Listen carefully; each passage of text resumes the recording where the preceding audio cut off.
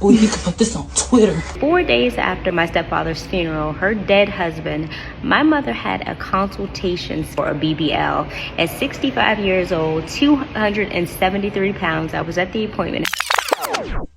When I went no contact with my mother, part 2, I'm gonna go backwards. I'm gonna start with part 2 and I'll come back to part 1 later.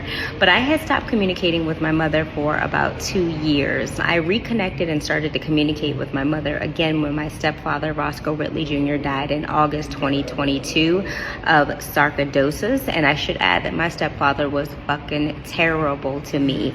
And it's almost biblical the way that he died. He died blind and bedridden for 2 years with my mother cussing him out in his last 2-3 years of life. I reconnected with my mother because there is something human in animal kingdom that when you know your mother is hurt or suffering, you want to go to her.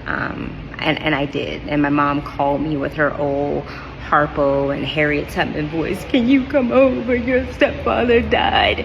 And I fell for it.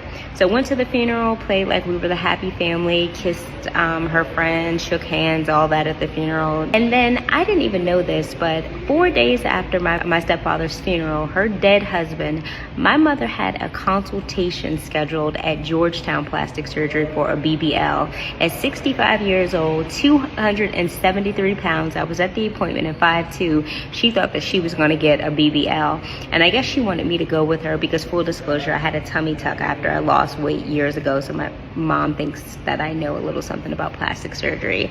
I paid for the consultation, took this selfie with her, this time and date stamp selfie with her in the lobby. Y'all see the date on that.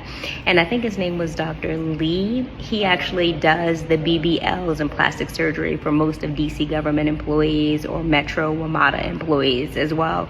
When y'all be like, ooh, they got good bodies, he did it. Dr. Lee obviously denied her for the surgery. He told her she needed to lose about 120 pounds. My mom had gastric bypass before but gained all the weight back, and so he gave her a referral for a gastric sleeve at Washington Medical Center. She didn't want to have that. She cussed me out the whole way home because he denied her surgery. My final no contact.